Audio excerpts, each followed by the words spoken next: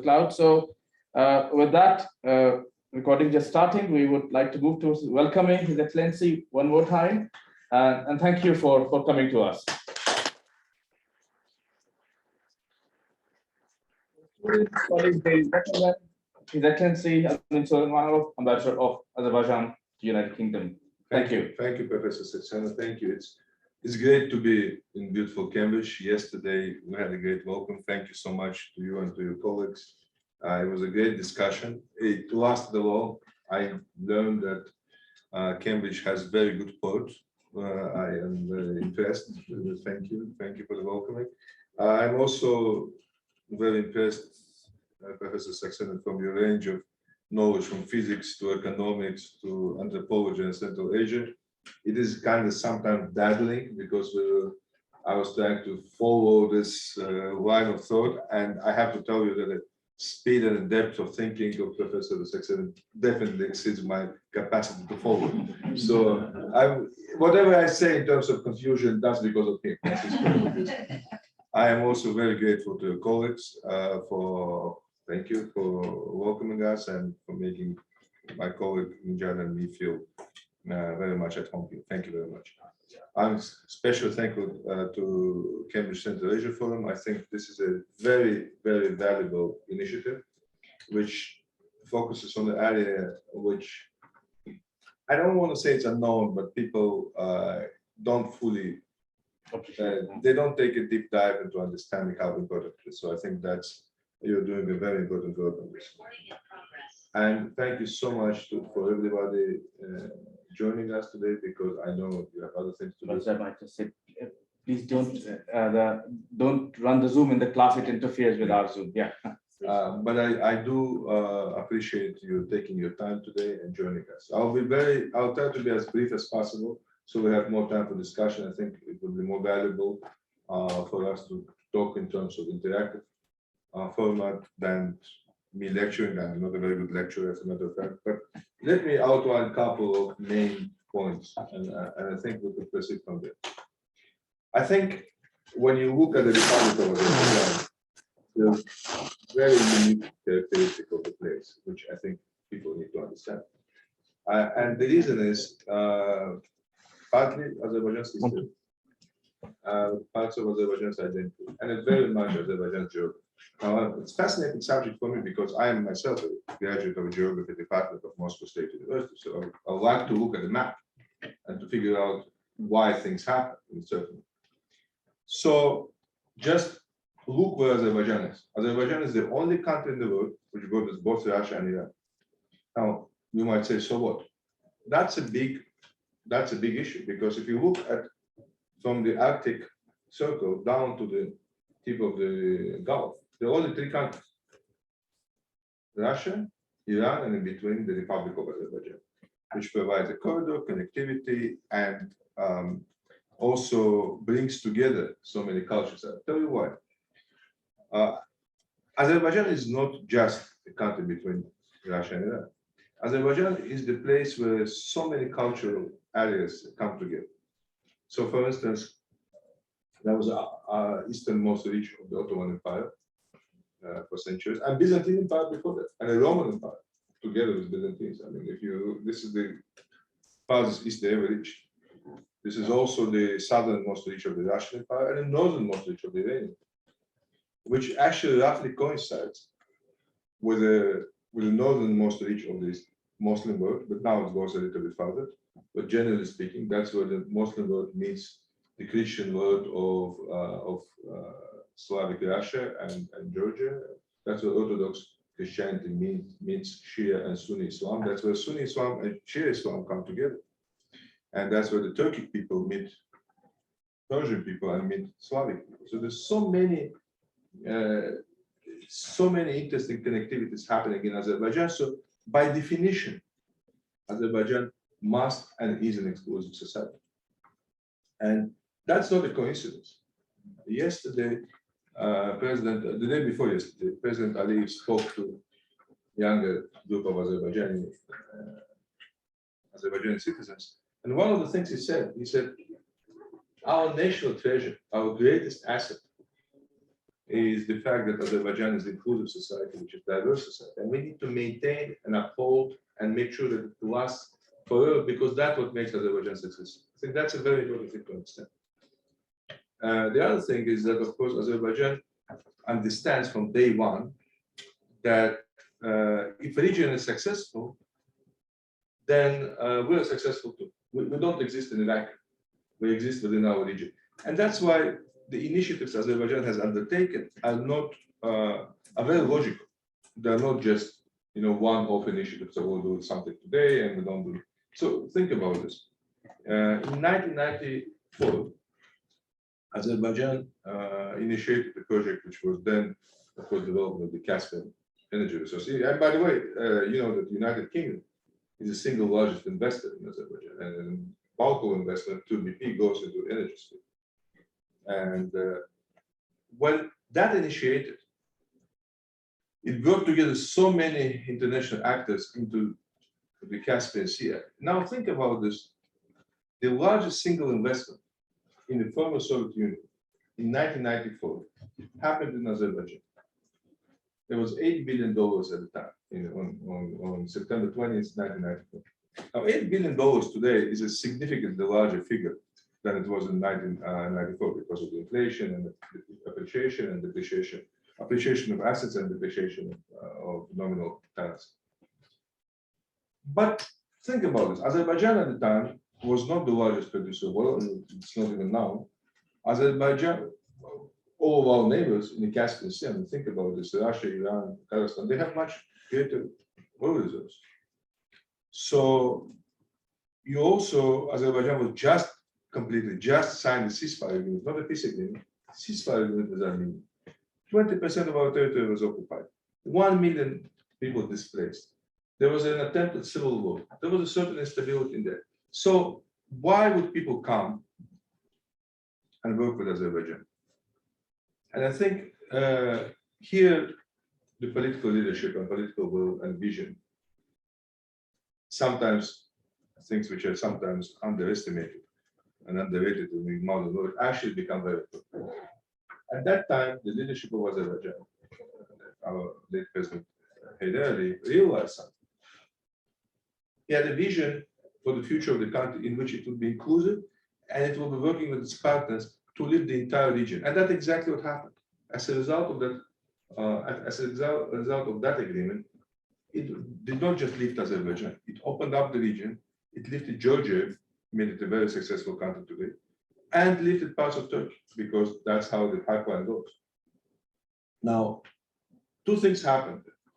One, Azerbaijan pioneered the practice of legislative guarantee for PSAs, production sharing agreements.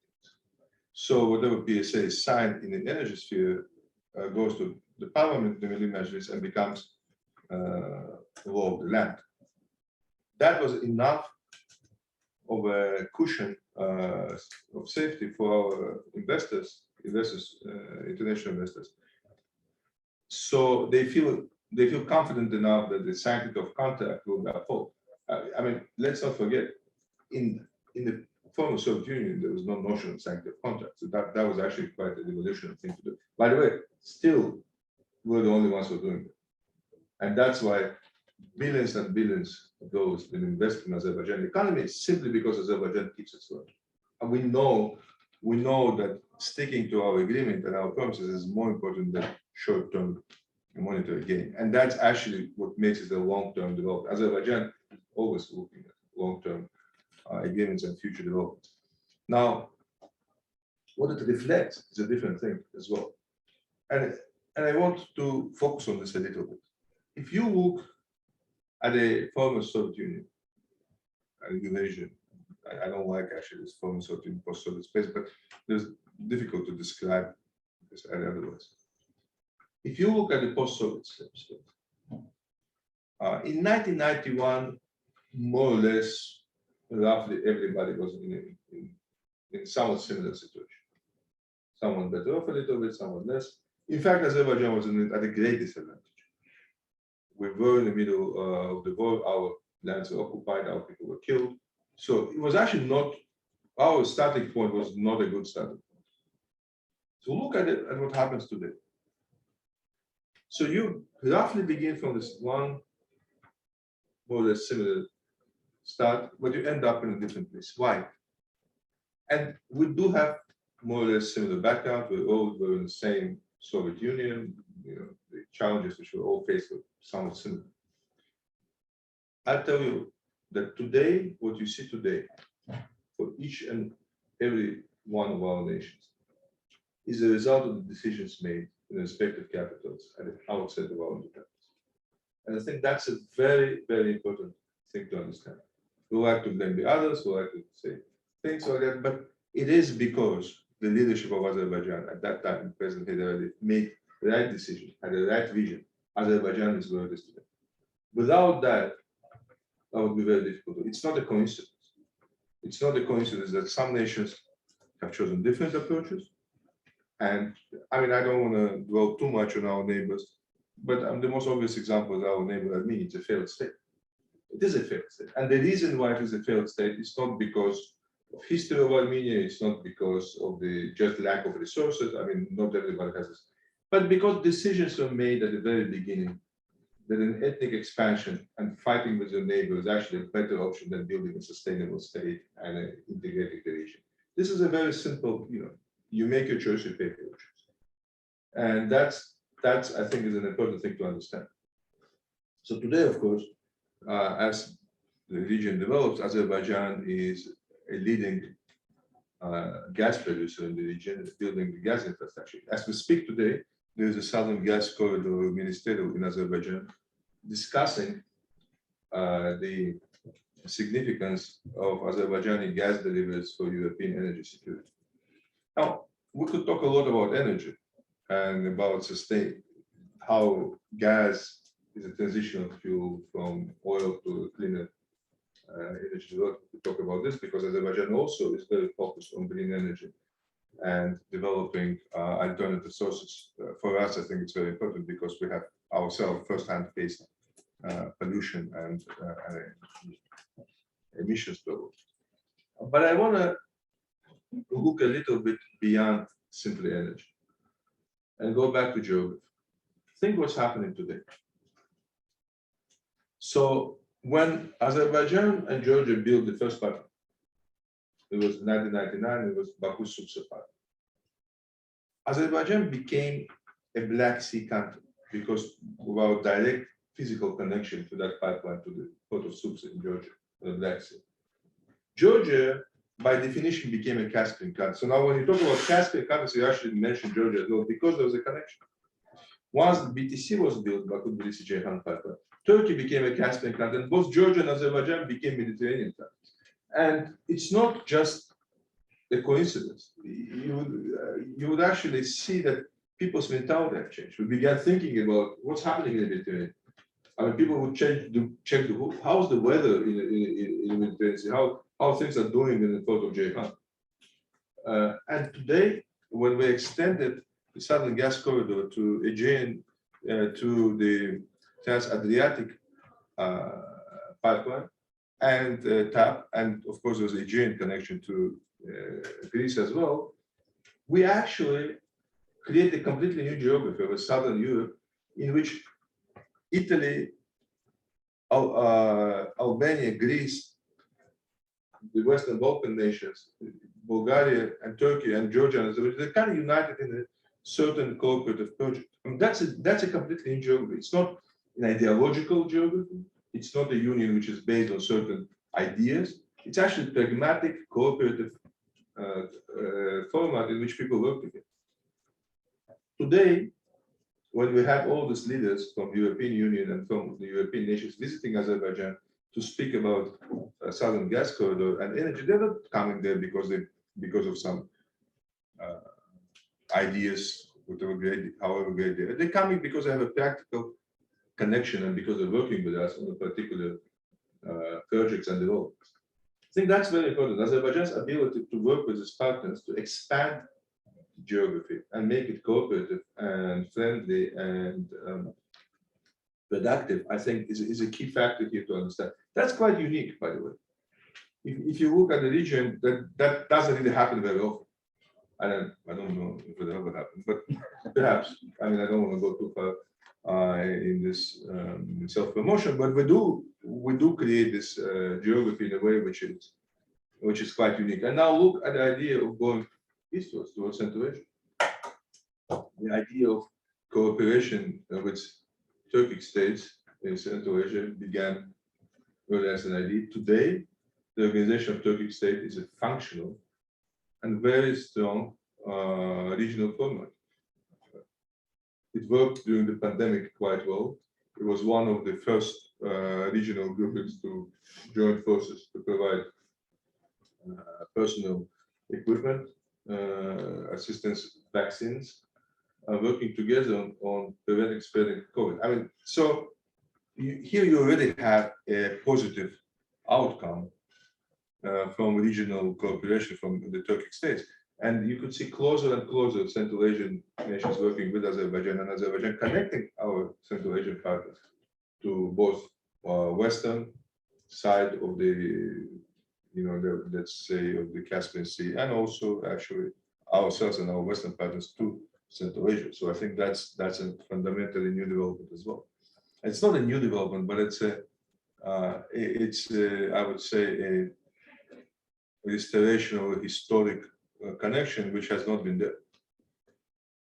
One other thing Azerbaijan has done, which I think has not been unnoticed, the second largest international organization after UN is a non-alignment movement. And non-alignment movement unites 120 countries. Now imagine if you have 120 countries and not all of them really get along very well. And yet Azerbaijan, as a chair of the non-alignment movement, has been able to bring them all together. Azerbaijan was re-elected as the chair, so our chairmanship has been extended. So all of this, and there's some very big countries like India and others. I mean, these are very serious international players. They all accept Azerbaijan's leadership and chairmanship as a positive element. And why? For a very long time, the non-alignment movement was a very important organization, but had also ideological and political ambitions, which was not always accepted by all the members. Since Azerbaijan leadership, the focus has been very practical. Look what Azerbaijan chairmanship is doing. Focus on equality, focus on development, focus on women's rights, focus on education. Most importantly, Azerbaijan and President Aliyev personally has led an effort for vaccine equality. We have initiated the first UN General Assembly session on COVID and fair distribution of vaccines. And Azerbaijan, as a leader of non-alignment movement, has been pushing for the idea of fair distribution of vaccines. Why? Because we understand that we live in the same world in which, yes, the very well-developed countries, we understand the leadership of the United Nations, we understand the leadership of the developed world, but we also understand that the world is far beyond that. There are many more countries. There's a world in Africa, there's a world in Asia, there's a world in Latin America, which need to get fair enough treatment, and people also need to be, they need to get treatments, they need to get vaccines, they need to be saved from diseases. So Azerbaijan's leadership goes far beyond our own region. It becomes global, but it's also not based on ideology, it's not based on politics, it is based on pragmatic delivery of pragmatic interests where people would feel that it's actually useful for them to cooperate and to work, and they will benefit from this. And it is in this light that we have worked very closely with so many partners on developing an intercultural dialogue of civilizations, as we say. Although we do believe we all belong to the same civilization, people like to divide us. I think we are part of human civilization altogether, but there are cultural differences among the people. And Azerbaijan has been a leading platform for people to come together and learn from each other and learn that they're not that different from each other. So, for instance, Azerbaijan's contribution to promoting the cooperation and understanding among the Christian, Jewish, and Muslim people has always been a very important part of our vision. It is what we realize is if it works in Azerbaijan, it should work elsewhere as well. And that's why you could see that the Azerbaijan's example has been inspiring for things like Abraham Accords. Today, you have much wider cooperation between Israelis and their Muslim partners within the Arab world. And also, part of it is actually a result of what they saw between Azerbaijan and Israel, which I think is a very important contribution to general expansion of understanding and working together. Of course, when you speak of Azerbaijan, for the last 30 years, and last year was celebrated 30 years of Azerbaijan's independence. I mean, if you look at it, the current Republic of Azerbaijan, whose independence was restored in 1991, currently is quite a young state. I mean, if you look at this, since we came from the former Soviet, I mean, it's younger than me. And I'm not that old. I mean, I know I look old. I don't look as young as my good friend, Professor Saxena, but I'm not that old, honestly. And Azerbaijan is younger than me, can you imagine? So that's actually quite an interesting thing. It is somewhat disturbing, to be honest, to represent the country and a state which is kind of younger than yourself. But that's an interesting development for us. Our generation, the first generation of citizens of independent Azerbaijan, and President Ali spoke very inspiring the day before yesterday to young Azerbaijani citizens about this. And I think that's a fundamentally interesting conversation to have. But since Azerbaijan became independent from day one, and even before Azerbaijan became independent, the challenge we faced was, of course, of the illegal occupation of Azerbaijani territories by neighboring Armenia. 20% of our lands were occupied and disturbed. About 1 million people were displaced. And I know it firsthand because, as Professor Saxena mentioned, I work for UNHCR, spend my time in displacement camps, and I've seen what happened to these people firsthand. And of course, there are international documents which have forever asked for the withdrawal of Armenian troops. They demanded that in the international documents, but nobody really insisted on that outside Azerbaijan that much. And an interesting part of it is that for 30 years, there were negotiations, talks, Minsk group, and nothing happened. That was an interesting conversation format. We all learned about each other quite a lot. We met very interesting people within the format, but nothing happened. Not a single refugee went home because of the Minsk group. Not 1 inch of territory was liberated because of the Minsk group. So that's important to remember. So inevitably, at the end of the day, it led to military hostilities, which happened as a result of Armenian attack in July of 2020. And by the way, it was also an attack in the area which was unrelated to the area of Karabakh itself, and that's where the pipelines and railways are passing through, which is an interesting thing as well. As a result of that attack, a number of Azerbaijani officers and civilians were killed. Most prominent of them is our hero, General Polat Hashimov. President spoke to his daughter the day before yesterday. I think there was such a turning point for the entire society that the war became inevitable. And as these attacks continued against Azerbaijan, there was a response. As a result of this response, today Azerbaijan has liberated its territories and the people can go back. I have recently visited myself with a group of the British MPs, Shusha and the areas of Fizuli and the areas which have been liberated. You cannot believe the level of destruction. It's senseless. It makes no sense. I mean, I don't understand. I mean, why would you go and take stone away from stone? I mean, the house is already destroyed. Why would you disturb that further? I mean, this is really strange.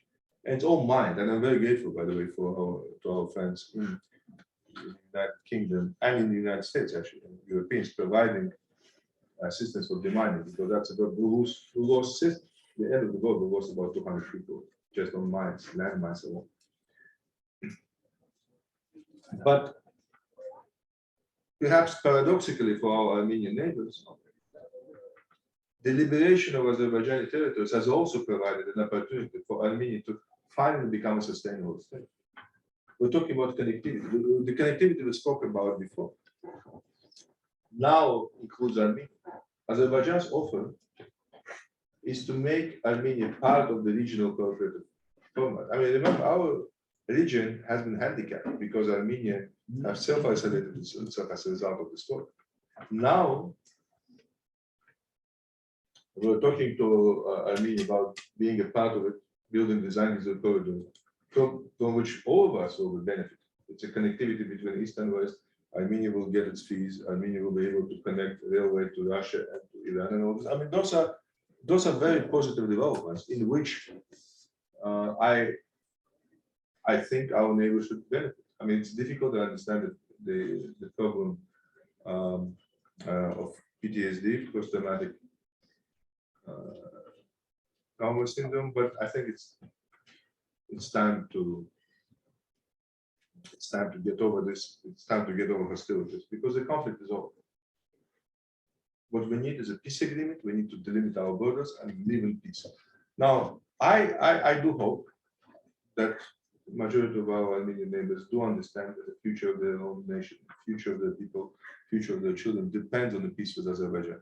Today, for instance, you can clearly see the benefits of peace, dividends of peace for Armenia. I mean, yesterday was, I think, the first flight between Armenia and the day before and Turkey.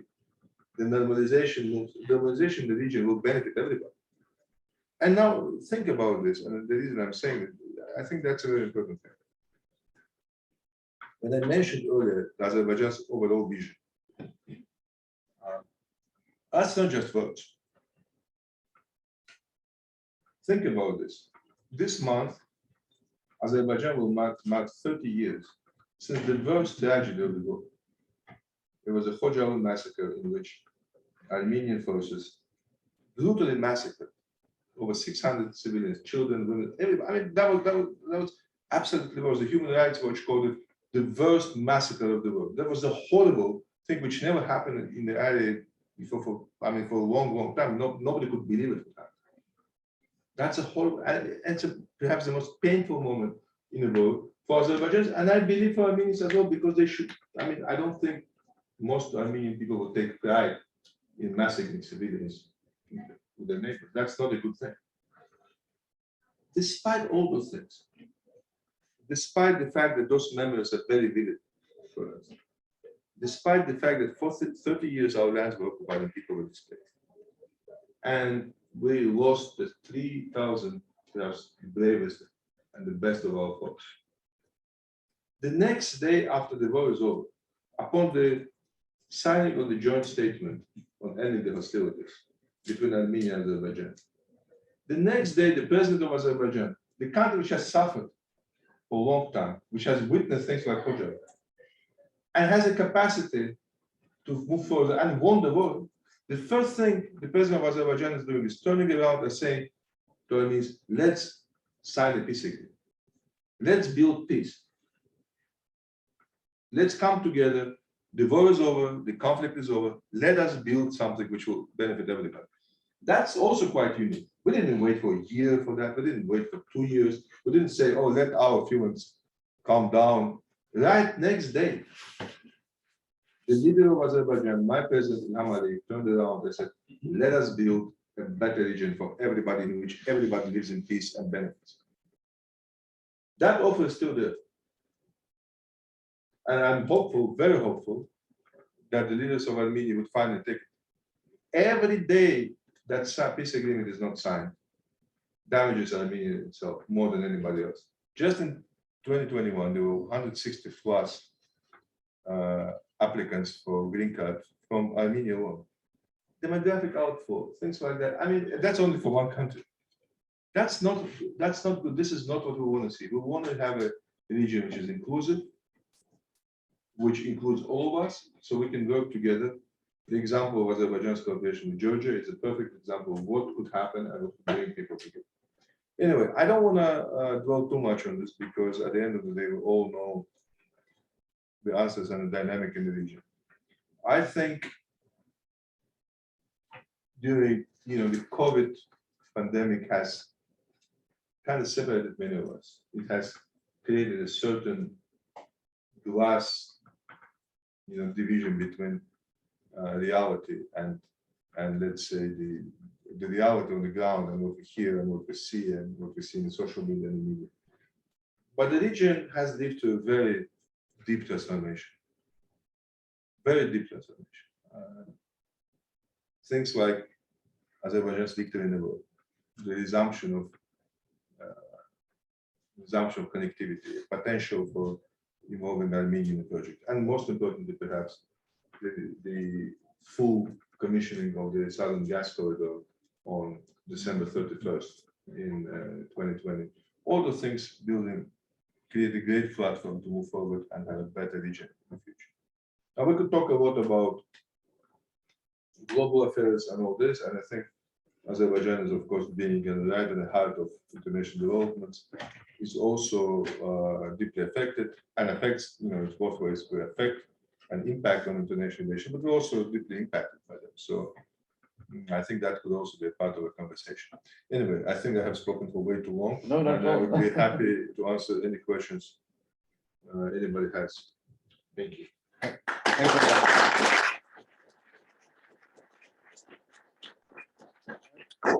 I just wanted to start with, in a sense, keeping the conversation before we move to Q&A in that sense. So one of the most striking things about Azerbaijan and Caucasus is its geography, its terrain, its topography.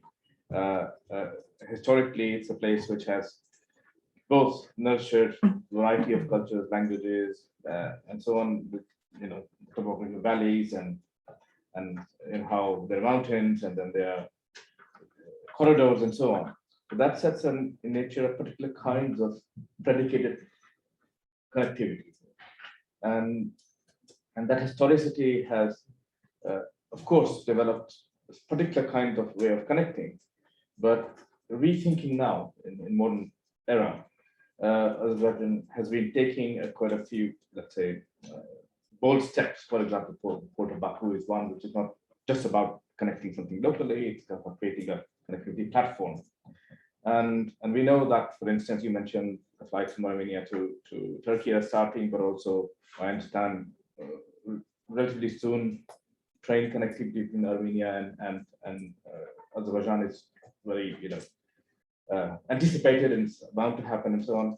But broadly speaking, are there any other things that you can share with us in terms of plans or in terms of aspirations of further ways of connectivity, which has a regional imprint, but has that, like you said, the global meaning for everybody to connect to this region? What can we look forward to in that sense? Thank you. First of all, Caucasus indeed is a unique place. Caucasus is, from the mountains to the valleys, is a place you cannot but fall in love with. It's amazing. If you haven't visited the mountains of the Caucasus, you should. I think Azerbaijan is the largest. Russia is the largest country of the Caucasus, of course, by amount, but out of countries of the Caucasus, of course, Azerbaijan is the largest. By the way, I think Cambridge has made its own contribution to development of the Port of Baku, because the director of the Port of Baku, our good friend Tarek Ziad, has gotten his degree here on connectivity. So I think he's actually applying it in the real time. Not only connectivity, he has contributed a lot to connecting Azerbaijan to. That's Cambridge. good. That's good. For now, he's connecting Azerbaijan to the region, to the port of Baku, which is good. You're absolutely right. I think there seems to be a preliminary agreement and understanding, let's say, not maybe agreement, but understanding on the resumption of connectivity, railway connectivity between Azerbaijan and Nakhchivan to Armenia, which is important. Armenia does get connection to Iran and to Russia by rail, which it doesn't have at the moment. But Azerbaijan is generally right there at the heart of this east-west corridor. We used to call it, some call it Lapis Lazuli, some call it Silk Road, some call it Middle Corridor. But it is a connectivity which provides for great connection all the way from China to Europe. And that cuts cost, cuts time, and I think it's important. The other thing is we're talking about is, of course, north-south, and that's coming from the Indian Ocean to Iran and going up to Russia, or going up to Azerbaijan and then going west to Turkey. So all kinds of, if you look at Azerbaijan, it's a nerve center of all these routes coming together. And that's also part of what makes Azerbaijan so valuable. We spoke about this earlier. And so it's not just energy connectivity. Azerbaijan today has a number of airports which are internationally certified. Today, I heard the news that Ukraine will fly directly to, Ukrainian company will fly directly to Ganja, the second city in Azerbaijan. You have airports now in Fizuli, which is, by the way, I've been there, amazing. Honestly, I could not believe that you could build an airport like this in 8 months. It's just unbelievable. And I mean, it's functional. You actually go there, you see, it actually works. Everything works, including the restaurants. I mean, this is very impressive. And I was no, honestly, I mean, this is a real functional airport, and now we're talking about the airport in Zangilan. Then later there will be an airport in Lachin. Why is it happening? Because President Ali, from the very beginning, understood the value of connectivity. So that's why you have highways, you have railways. I mean, since the end of the war, Azerbaijan has built 700 kilometers of the roads in the areas close to Armenian border. We also have built tunnels, 12-kilometer tunnels, 4-kilometer tunnels under the mountain. And if you look at the network of connectivity, Azerbaijan is not just claiming to be the nerve center, it's able to provide all these connectivities together, including air hubs, including railway hubs. Remember the conversation about Baku-Tbilisi-Kars railway, when people were not sure whether you need it or not. It's irreplaceable now because it provides a very good cargo connectivity between Central Asia and Turkey. And hopefully there will be one to Armenia as well. So we're working on this. The question is that, going back to the earlier conversation, whether we will develop our connectivity links, we will develop the region, of course, that's what we always have. The question is whether Armenia becomes a part of it and becomes willingly a part of a regional success, or it stays out self-isolated, keeping to be a failed state and degrading the region's ability to move forward. So I mean, that's the only question. Thank you. And I just one more question, kind of a derivative of this question, is that while the infrastructure, I mean, we are looking that, we're studying that in our class, so we're really pumping you for information, that while it's really important to build this infrastructure and the hubs and connectivity and have a formal mechanism in place, meaning that the finance has been put in and things are actually working, but to kind of build meat onto these bones. And in this connectivity story, again, just staying regionally at the moment, are we looking at any further track 2 initiatives and other forms of diplomacy between including Armenia and Georgia and Iran and Russia and so on? Are we enhancing that content through making people aware? Because as we will be realistically looking at that, while this fantastic new investment and this vibrant investment is bearing fruit locally, but it's not always, and we know that this information will not flow very easily across. Right? We're talking about the meat on the bones. Already you have a significant growth, I mean, very significant growth of east-west cargo transportation between. I mean, we have trains coming from Uzbekistan to Turkey via Azerbaijan, via the port of Baku and connected. So I think those are very important subjects now that we have increasing. Actually, it takes time. It's not an overnight solution. You have a very significant increase of cargo going from Russia to Iran and back and forth. In fact, the Iranians have recently joined Azerbaijani side in inaugurating the connection between the bridge between over Astara between Azerbaijan and Iran. The reason is because there was a need for increasing I mean, for now the trackers are still standing in line for a long time. So I mean, you see all these things going forward. I'll give you one example. Armenia is generally cut off from Russian deliveries because they go to the upper Lars connection in Georgia, on the border of Georgia and Russia, and then they go to Armenia. It's not a very convenient connection, and also it's kind of snowed in for a long time, so it gets stopped. They can't get the tracks in and all this. Now having a railway to Azerbaijan will give them a secure, reliable connection and connectivity to the Russian territory by rail, which is not stoppable. Mhm. So I think when we talk about, there's actual physical need for that, and you could see this. I mean, so I don't see a major delay in putting meat on the bones, as you said. Thank you. I think we can now, we have not that much time left in front of us, but we need to finish by 12:30, so we have questions. Just to give a little bit of housekeeping rules, so we'll fluctuate between, rather switch between the classroom questions and those on the Zoom. People on the Zoom, please raise your hands using raise hand function, or you can message me on the chat and I will either ask you to open your microphone or read out your question, whichever you like. So we'll start with the first question from the classroom, and please introduce yourself while you do that. Nita, go ahead. Hi, thank you very much, Your Excellency, for a very fascinating speech.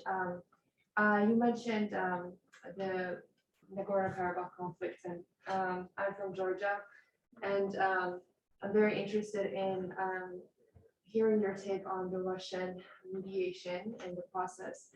I mean, as a Georgian, I can think of many times where Russia has mediated with its peacekeeping troops and had its peacekeepers involved in the conflict with Abkhazia and Suleymanov. I guess my question is, and the Russians seemed very, let's say, enthusiastic about deploying the peacekeepers and the Nagorno-Karabakh conflict as well, and it looks like they would like to stay in the region.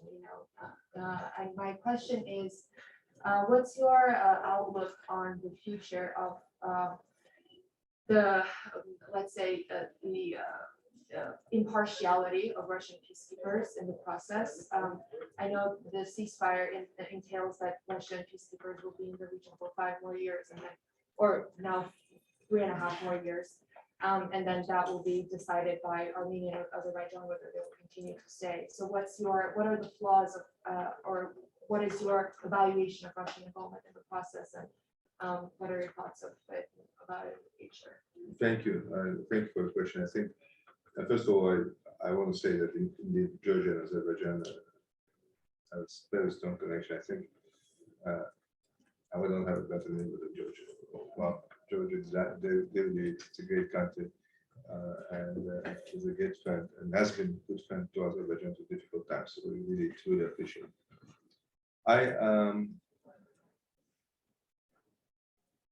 If you look at it back at the time of the war, Azerbaijani forces have capacity to go much further than they have.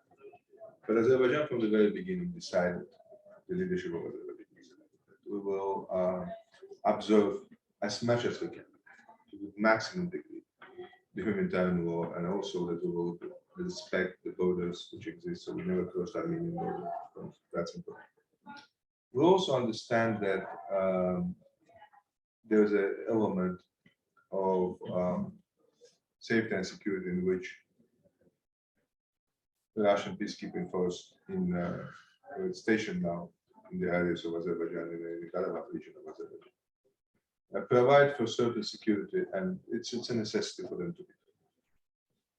Russia played a very positive role in ending the conflict. I mean, if you think about this, the trilateral statement was negotiated with the participation of President Putin. It was announced in presence of President Putin. And Russia plays a key role in actually bringing two nations together. It was negotiations at the level of deputy prime ministers on railway resumption of communication, railway resumption of communication. It all happens to hosted by the Russian side. So there's a great positive element of what Russia is doing. I don't want to go too much into history of how we all know that the arms supplies to Armenia did not appear from nowhere.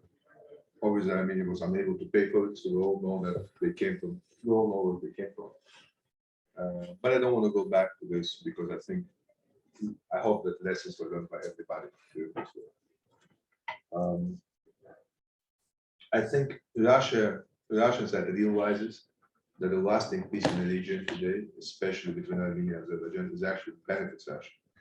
it actually is good for the Russian own politics and the Russian own standing in the region. Why not?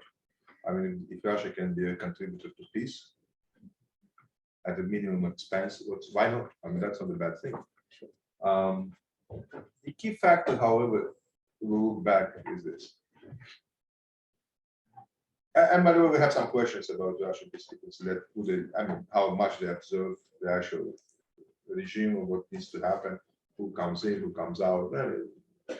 Generally speaking, they're playing a very good role, but there's some questions about small incidents and all this. I think they could be worked out in daily conversation. We have a routine contact with them. And one more thing, Russians are not the only peacekeepers. You know, there's also the Russian-Turkish Joint Center in Azam, which oversees the observation of the ceasefire, which I think is also very important thing. So it's not exclusively Russian. I think that's also needs to be understood. Why are the peacekeepers there? For a very simple reason, because there's no peace agreement yet between Armenia and Azerbaijan. There's no delimitation. My own belief, and it's my personal belief, is as soon as Azerbaijan and Armenia sign the peace agreement, which outlines the delimitation and demarcation and begins the process of demarcation of the border, in which, by the way, Russia could play a positive role as well because they have the maps, they're in the area. I think the need for peacekeepers will slowly go away. I mean, if you have a peace agreement between two nations, if you have cooperation, if you have a resumption of hostilities, people talk to each other, why do you even need peacekeepers? I mean, that is I think, the key factor. The key factor is to build enough normalcy between Armenia and Azerbaijan, in which no need exists for peacekeepers as they basically the trauma of the war will fade away, hopefully. That's our goal.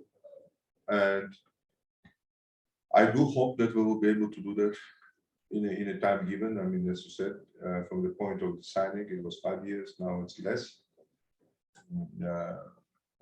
There are the agreement of the Azerbaijani side, of course, it is Azerbaijan's decision, how long they will stay. So, but for the time being, they're doing their job. For the time being, they're helping people to live in peace. They prevent certain incidents for which we're grateful. I mean, it's not necessarily a bad thing. I mean, it helped to stop the war. So, Thank you. Yes, we'll take another question from the floor. Yes, hello, Ulvi Petinova, and I'll be speaking on behalf of the British Azerbaijani Society or Azerbaijani community in the UK. Elin, thank you so much for the insightful speech and promoting our country, and Saksani, thank you so much for hosting our ambassador so that our country can be promoted. In fact, I could relate to some of the points. Personally, I had the chance to visit Russia this summer, and it was obviously an unforgettable experience. And I still remember when we were crossing the non-occupied Fusilier into the former occupied, and it was literally like entering in a different portal. The level of destruction was indeed something that, you know, obviously I could see that in social media and so on, and in the news, but seeing it with your own eyes was indeed something quite different. Here in the UK, I think we were very frustrated, very desperate to be heard, frustrated because of the bias of the media that has been constant all this time. So yes, it's been a very challenging period for the community here in the UK. But my questions are related not to geopolitics. Actually, my questions could be addressed to both of you. So the first one, Azerbaijani status. Is there any, somehow I'm kind of confident you would agree that there is much more room to explore Azerbaijani studies in Central Asia Forum and Caucasus, and University of Cambridge overall. So what can be done on a practical level to see more Azerbaijani related research themes? That's my first question. And the second one, how can we increase the number of Azerbaijani national students? Because there is a pool of talented students in Azerbaijan. And so they can benefit from excellent education at Oxford. And again, what can be done? Again, practical level, is there any sort of specific scholarship programs for Central Asian Caucasus students? Is there any Erasmus style program involved in that? So, and as a British society, British Azerbaijani society, we'd just like to support, and we're quite new, we're young, we're relatively small, but we're very keen to support both ends of communities we belong to, meaning Britain and Azerbaijan. Sure. I mean, Ambassador and I had a long discussion for the short period we had. We met yesterday, and it circled around that. And this is the heart of the matter, that why we're here. I mean, this is Azerbaijani studies, you can say. It's the beginning of that particular process. However, one has to, and again, this we discuss in great detail. There are many things. So the idea of what is education, how it's delivered, who can participate in it, what are the mechanisms. It's still almost like at a manuscript level. Each side believes there are these things that can be done. We now need to interpret all the signals and see how we can connect them so they can go forward. Having said that, there's a very long tradition of what you would call, what you can today define as Azerbaijani studies in Cambridge and many other UK universities. We are not anyway exclusive in that, but they are. So it's really important. It's my personal advice. Obviously, people have different view. Is the labels of Azerbaijani studies or Kazakhstan studies or Uzbekistan studies. They take time to develop. Right. It's more important is to get people interested in doing something concrete and deep and high quality, which makes a good, successful story. Right. So that won't come necessarily from just focusing on. So I'll tell you a story which we started discussing yesterday. Ambassador had the experience in US trying to instigate that. We had it here. So we had several starts. So if you, unfortunately, he couldn't join us because of a conflict of schedule. We have Professor Jeffrey Khan here in faculty for what we call it Middle Eastern Asian Studies. Professor Jeffrey Khan is the most eminent professor. He's a Regis professor. He's a professor appointed by the Queen. There are only 10 of them in the whole country. He is an expert on what you could define as Azerbaijani studies. He has been studying Aramaic speakers and how on living in the borderlands of both Iran and Russia and so on, and how these communities spread out of what is Azerbaijan. And he, together with him and together with Azerbaijani community, and 10 years ago, we started to teach Azeri study, Azeri language, Azerbaijan or Azami Turki, you can whichever label you want to use it.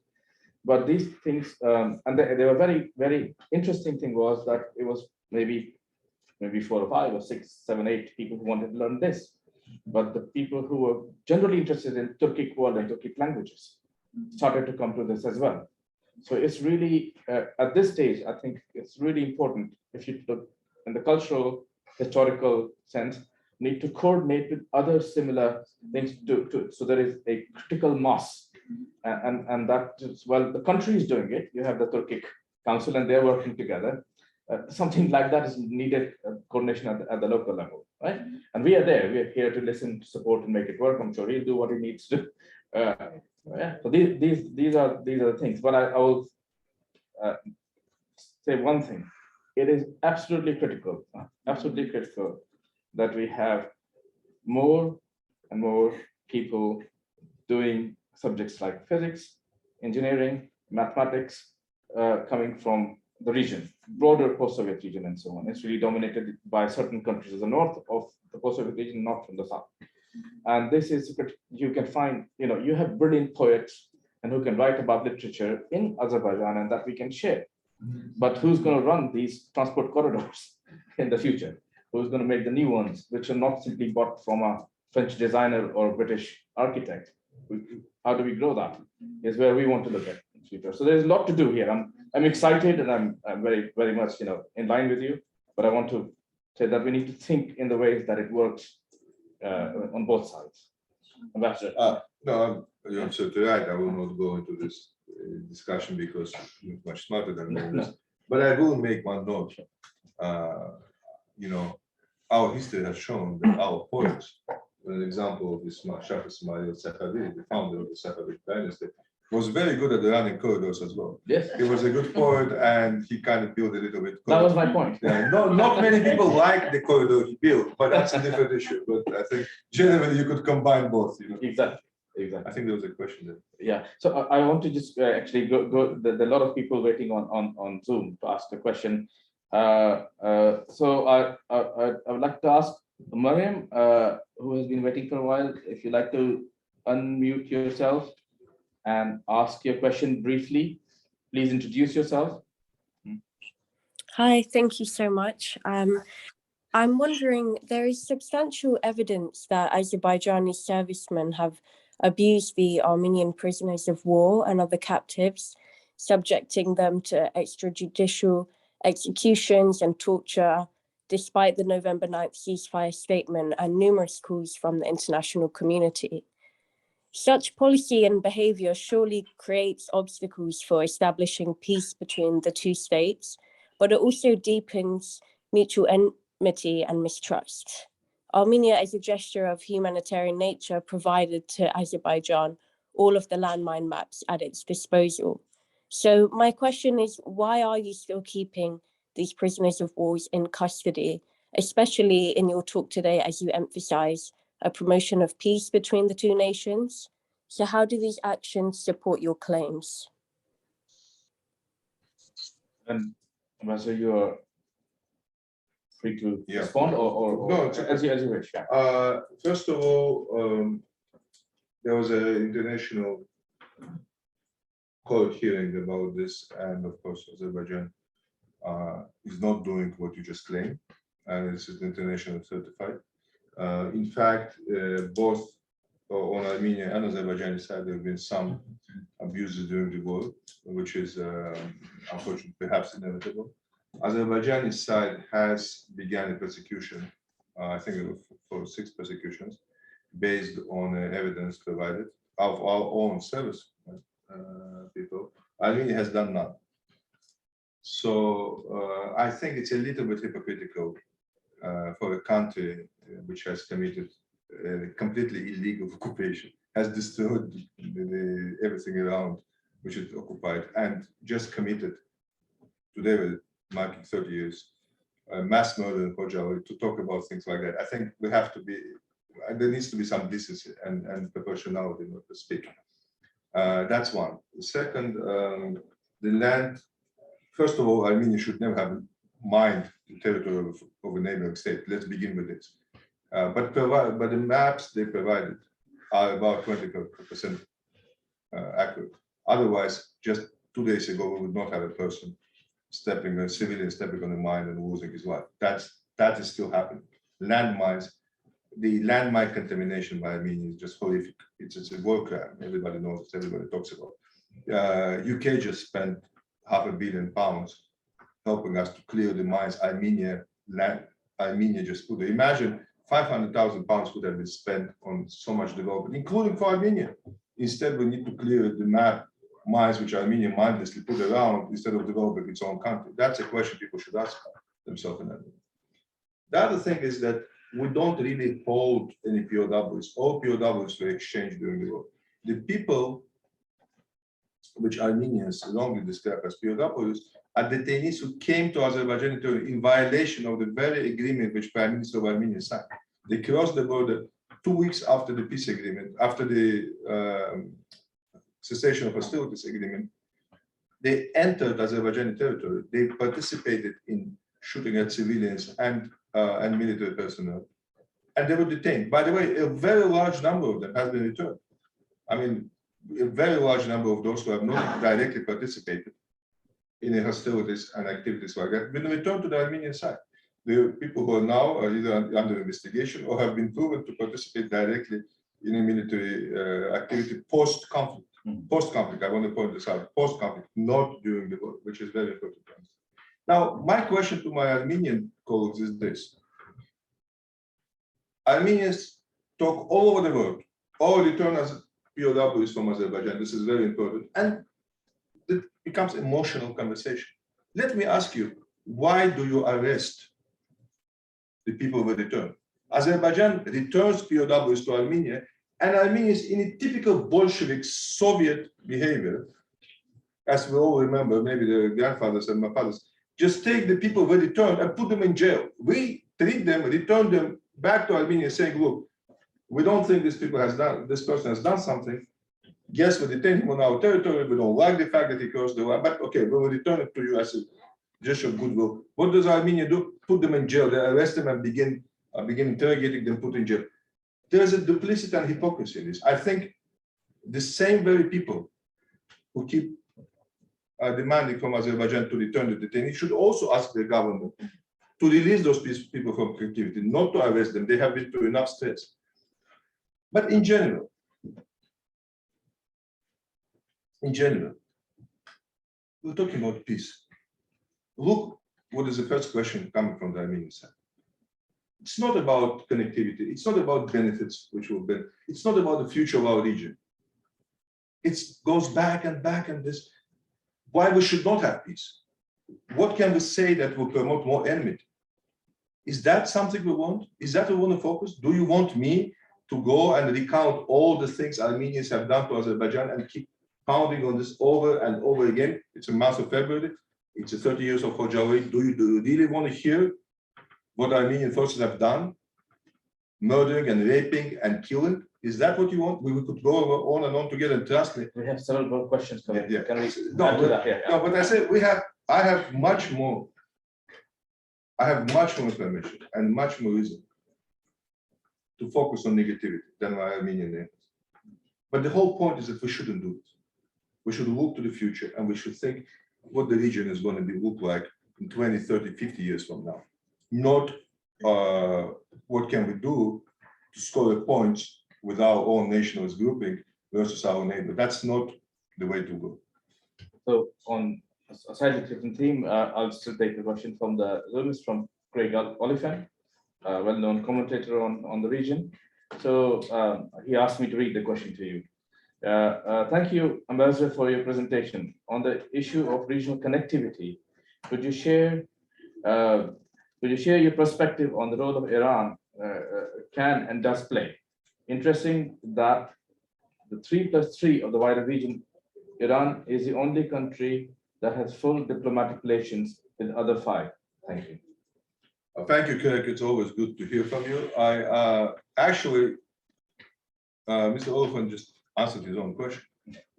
The model, the system of 3+3 is very positive model for the region, for regional cooperation. At the end of the day, we all live in this region, and we all need to provide a format in which it's not competition. Oh, there'll be competition, but it's not hostile competition. It's a competition for good things, for expanding connectivity, for dealing together.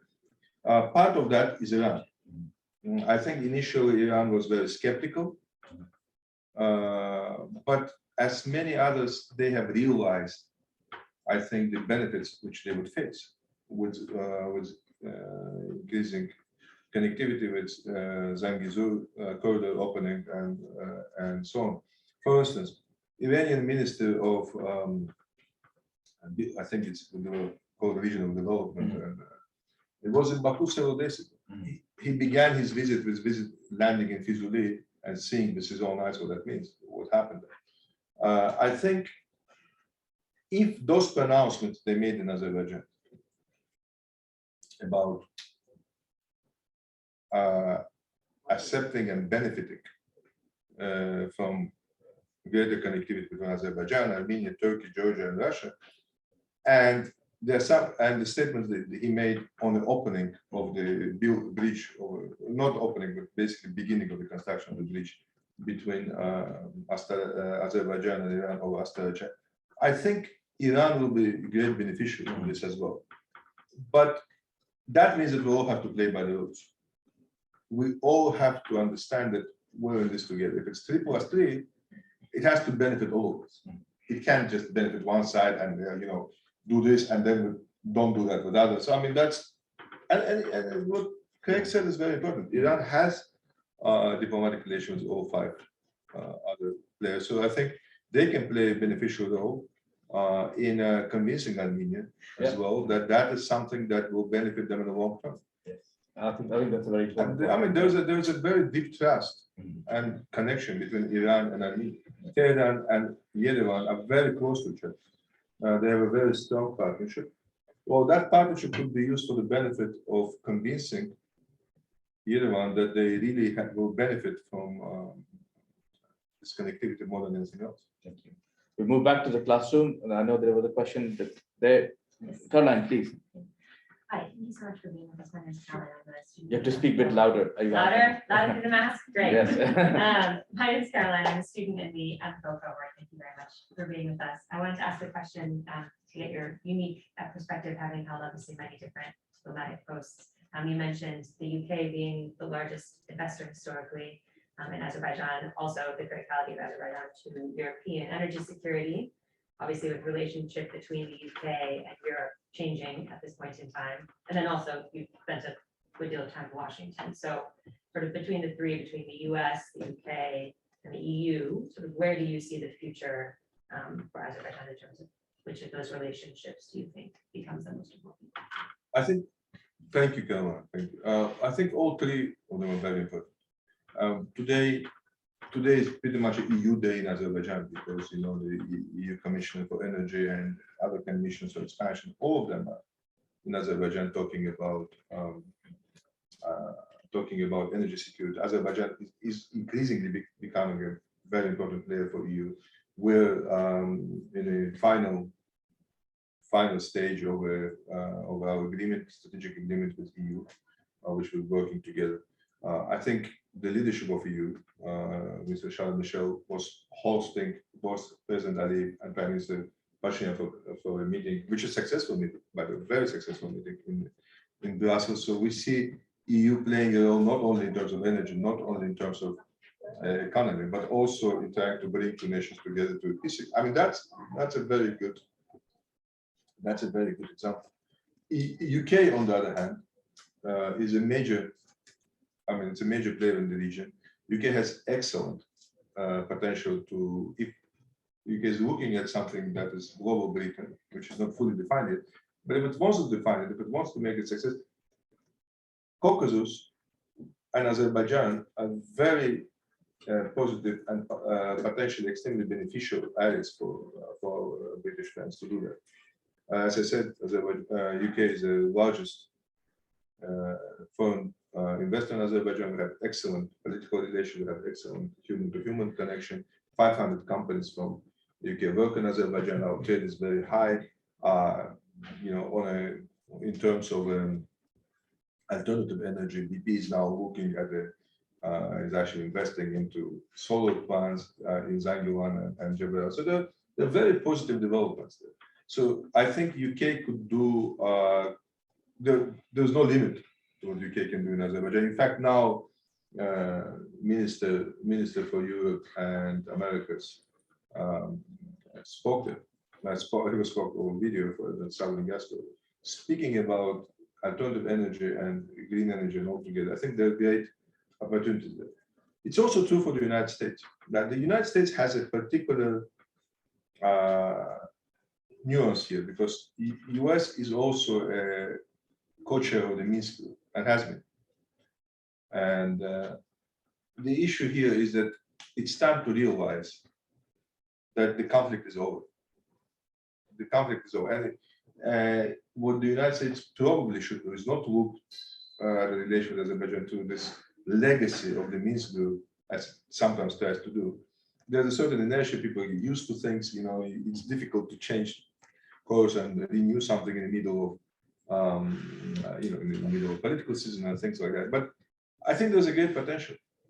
The same benefits for cooperation with Azerbaijan regionally offers to UK and EU also exist for the United States. For years, the United States has been a very strong and a reliable partner of Azerbaijan. It's done. I mean, US is not a recipient of Azerbaijani energy, but it's been very supportive of Azerbaijan's energy project. The United States has always been a good partner to Azerbaijan in terms of security, development, and all this. So it's all there. It's all there. The United States can read, but the question is that in each case, Azerbaijan is always ready to cooperate with everyone. But what we do need is for our friends and our partners to formulate and to actually figure out what exactly do they want to do.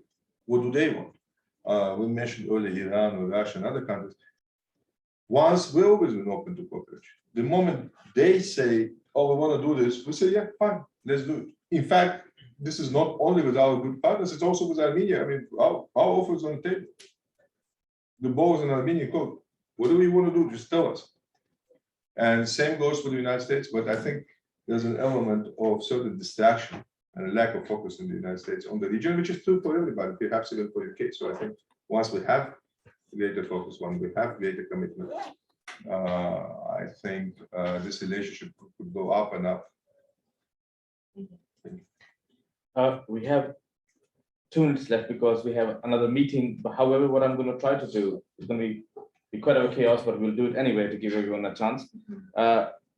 Ask your questions briefly. I know there's one more in the class, a couple more on Zoom, and then Ambassador will try to address what he can in the short time. We could go on as long as you want. No, we have the other meeting to go to. Yes, this is always a more interesting part of it. But yeah, Anushka, please. Hi, thank you very much for your talk. My name is Anushka, and I'm another one of the MPhil students. My question is about, you mentioned Azerbaijan is a leading gas producer. If I understand correctly, I think the majority of the exports are also based on crude oil and gas. I wonder if there's any plan or any kind of vision to diversify the exports and diversify the economy. Could this happen by kind of tapping into more of the potential for renewables? And are there any in particular that you see with more, that could be there for the future? Thank you. So, Okay. Azerbaijan is in there. can I collect some questions for you? So yeah, Matt Garrett, very briefly, if you could ask your question on Zoom.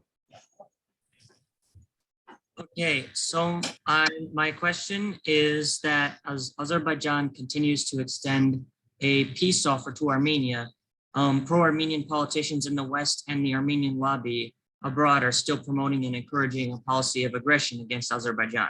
Saw this with a French presidential candidate embarking on an illegal visit to Karabakh. Also in my country, the United States, where there were failed attempts by the Armenian lobby and pro-Armenian members of Congress to stop aid to Azerbaijan and fund the separatist regime. So my question is, what courses of action can be done for Azerbaijan to combat attempts like these while Azerbaijan is extending a peace offer to Armenia? Thank you. Tina, one of our PhD students. Very briefly, and you're muted. What's the question? Sure. Still muted. You have us to know the time. Hello, Your Excellency, thank you for your presentation. I would like to ask about the growing, already existing and growing diaspora in the UK from Azerbaijan. And in other countries, diasporas have been very active and they have been a positive force for the development of the country. I was wondering, for example, not only by sending remittances, but also promoting trade and foreign direct investment, creating business and entrepreneurship opportunities, and also transferring new knowledge and skills. I was wondering about the Azerbaijani diaspora in the UK and if they are active and in which capacity they have been most active. Tina, they're sitting here and we'll put you in directly in touch with them.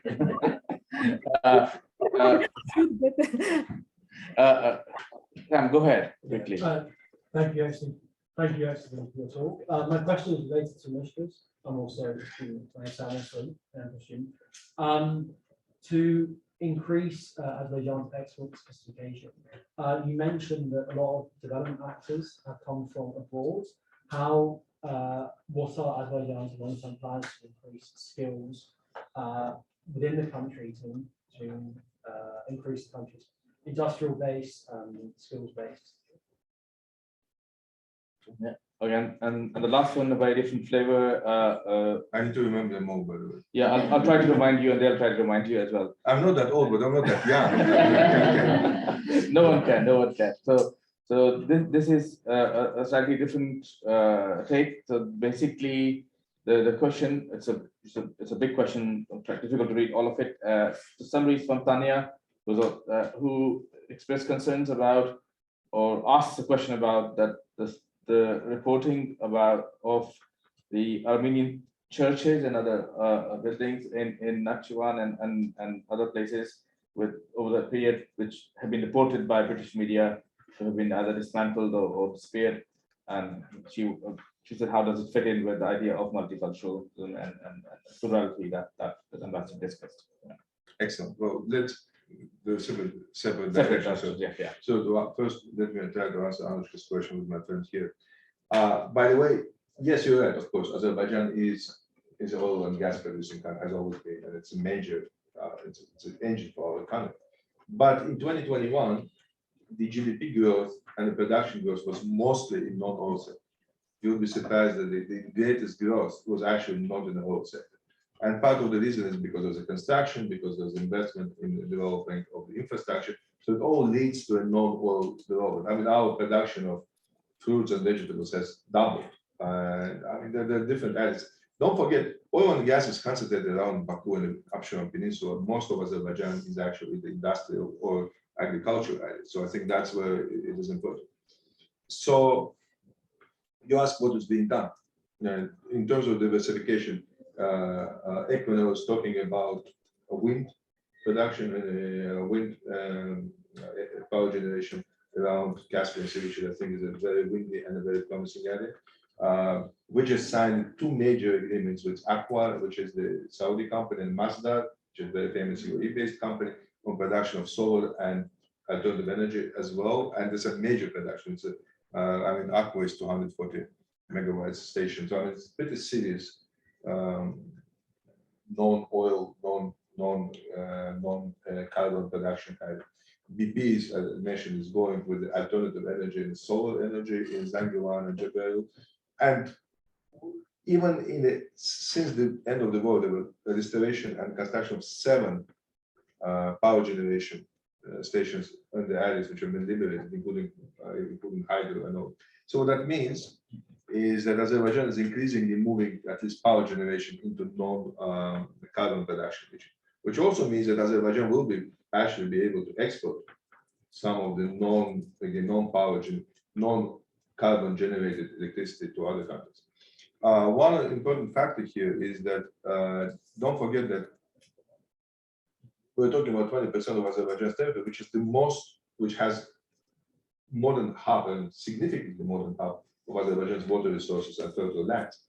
So we're also talking about this should give a boost to certain production and generation of non-oil income, non-oil development. One area there is we need to remember is Azerbaijan has made a commitment to decrease carbon emissions by 40% by 2050. It may sound not ambitious enough, but remember, I mentioned something earlier in the beginning. Azerbaijan only says what we can do. We can always overpromise and not to deliver. That's not what we do. We want to be realistic. We would rather overperform than underperform and overpromise. That's not what. So the realistic figure for us is, for the moment, it looks at 40% reduction until 2050. I think we could go farther than that, but that's, let's see how it goes. The entire area which has been liberated, and that is now the two economic areas, Karabakh economic region and Eastern Zangezur economic region, both will be, Azerbaijan has made a commitment for them to be net zero emission, which is very important. If you think about this, this is where the most of Azerbaijan investment is going, most of the development going. We're talking about smart villages, smart cities, smart agriculture, but also very clean energy development. I think that's fundamentally very important. By the way, no area in our region is actually net zero. So this will be net zero. And in Aghdam economic industrial park we already have, non-oil producing residents. If you look at it, most of the development goes into this area. So I think I'm kind of hopeful that we will see a shift. But we also have to be realistic, because at the end of the day, look what happened in Europe. Everybody talking about cleaner energy, let's move away from gas, let's move away from oil. And instead what happened? It gets cold, nobody has anything to heat with, so they go to coal. By now, as a result of these policies which we ran, coal has polluted much more than gas would ever do. So let's be realistic here. I mean, it's not an abstract subject. It is cold outside in winter, and people do need to heat. And when the heating issue comes up, people forget about carbon footprint. They remember that they have coal, and coal is a horrible thing, by the way. As someone who comes from the country of gas, I know I can't stand coal. It's horrible. So don't do it. Don't do it. Just follow the gas. Follow the gas. That's what is important, and that's Azerbaijan is transitioning to this. You mentioned the skills. Professor Saxena has been personally involved in upgrading Azerbaijani professional skills, as many people have. They have a joint project, including the Kent University, I know, which has been an important subject of helping us to build a capacity building. Diplomatic Academy is a very, jump-starting this kind of a skills building projects. President Ali, speaking at the event yesterday, the day before yesterday, with the young Azerbaijani citizens, said that 400 more students will be sent per year. We're sending more and more students abroad. There was a project for 5 years. We sent thousands of students to study abroad, and they came back. And many, look what happens today. Many of the members of the government, many of the leadership in the different ministries and all this are graduates of the international program, Western programs, American graduates, UK graduates. We talked about the head of the port with the Minister of Economy, the presidential assistant on economic affairs. I know Harvard, but it's okay. And then there are offspring. There are other ministers, Minister of Education is a graduate, and there are many more. Before I remember there were one or two. I remember when I was joining the foreign ministry in 1998, I was the only graduate of the American University. Now I can't even count. There's so many. So I think that's an important project to move forward. So there is a capacity building exercise there. On diaspora, I will ask them to talk to Ms. Pepinova and to Ms. Elin here. I think Mr. Elin is actually directly involved in setting up a British Azerbaijani chamber. They're working very hard on bringing companies together. She's done it in Azerbaijan now. She's trying to do it in Cambridge. I'm trying to convince her to move to London, but she said she wants to stay next to you. Good. So I don't know. This is a conversation we should have. But I want to say one thing about our community here in the United Kingdom.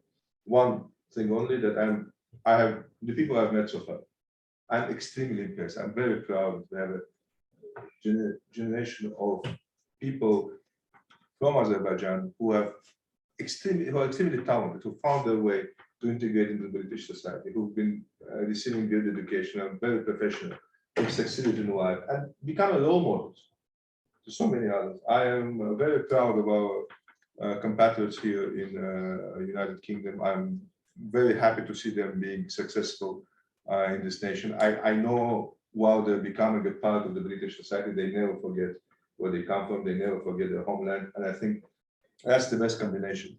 Be successful in the United Kingdom, be good citizens of UK, and always remember that your homeland, Azerbaijan, is always behind you. I think that's something which is important. Now, the last question. Although what it is, there's been further push on that thing, and I would like to read it, because we are in academia and no boundaries for discussion.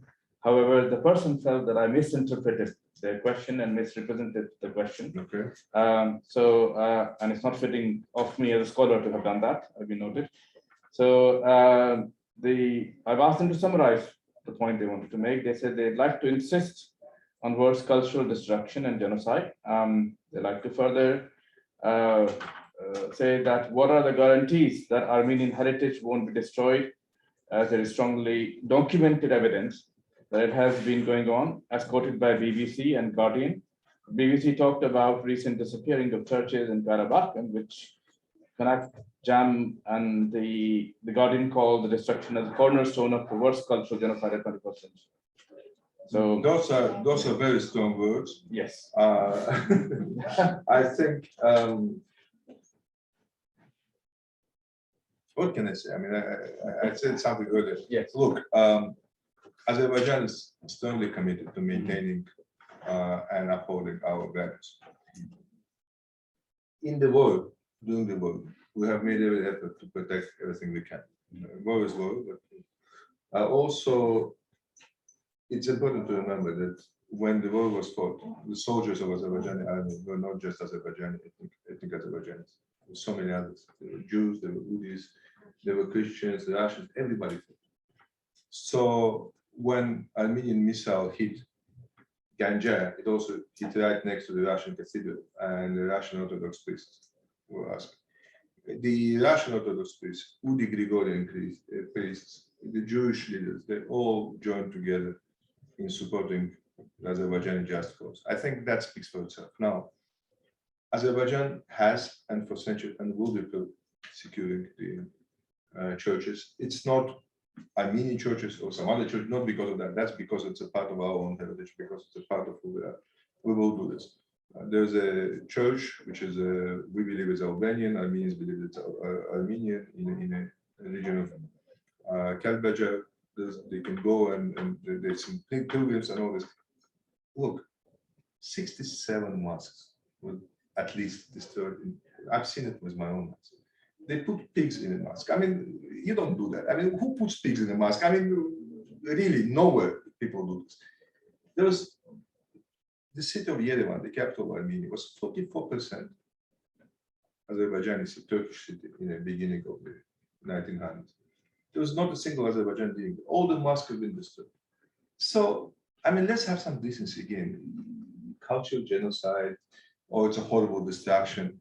And neither Azerbaijan nor Armenia big enough to make claims like that for the, I mean, this is really kind of, if we want to believe that we're such an important, such a big, with that big claims, what we should do is to join together and try to build a new narrative. At the end of the day, as painful as it may sound for you, by the way, there's an Armenian church in right downtown Baku, which the Armenian patriarch personally visited. So I mean, and prayed there. Azerbaijanis don't have that opportunity. It's not about churches. It's not about mosques. It's not about stones. It's about human beings. What's your future? If the future is this, talk about every negative thing you could, then I'm not surprised that means a failed state. Now, which by the way is another question too. I missed. It's a question of Matt from the United States. That actually, those questions which Professor Saxena read actually answered that question. They answered his question. At the end of the day, the radical forces within the Armenian society and the I think outside, which I don't believe, I mean, diaspora generally is radical. I don't believe that. There are people like everybody else. I think there's a certain political force within which is mobilizing and all this. They have failed. They have failed because they have failed to do anything. They have failed to make Armenia successful. They have failed to enact anything which will make Armenia forward-looking. All their focus is the past and pain. And I mean, just look at the Armenian diaspora sites or lobbying sites outside. They're all about Azerbaijan and Turkey. At some point, I think they should be called Armenian, Turkish, Azerbaijani communities because they're all about Azerbaijan and Turkey. There's nothing about Armenia. I mean, the president of Armenia resigns. President of Armenia resigns. There's no mention of that because it's not important. It's more important to attack Turkey and Azerbaijan. That becomes an unhealthy obsession.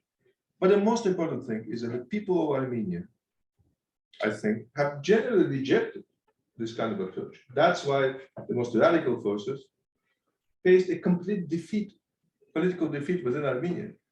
Former President Kocher and Sarkisyan, who were warlords, in fact, coming from the Azerbaijani territories, which were under occupation, were basically roundly rejected by Armenian people.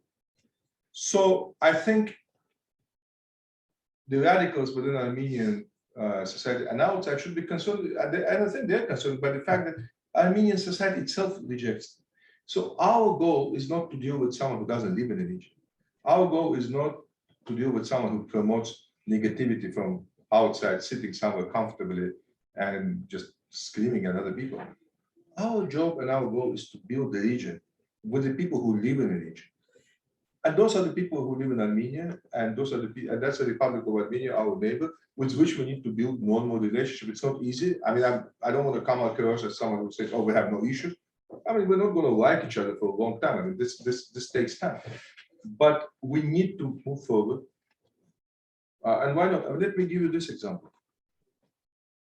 Step back a little bit to 1940s. Think what happened between UK, Britain, and Germany. That's so when people talk about the greatest genocide, I mean, just remember the bombing of Coventry and bombing of London, or bombing of Dresden for that. French and German. Right after the war, they created the European Union, and they created a peace environment in which people kind of got along quite well. I mean, the disagreements still exist, but they're not fundamental and they're not deadly. What we think that people in Europe are much better than people in between Armenia and Azerbaijan. Why can't we do this?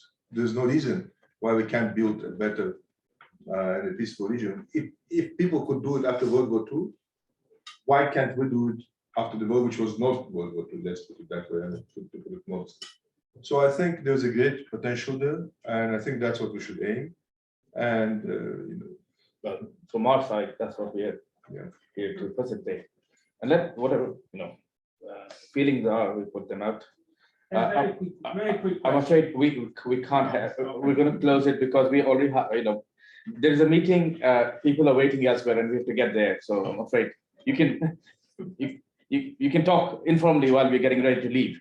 But yeah, I'm sorry about that. I give ample chance for everybody. But let's thank His Excellency for his time. He's very insightful.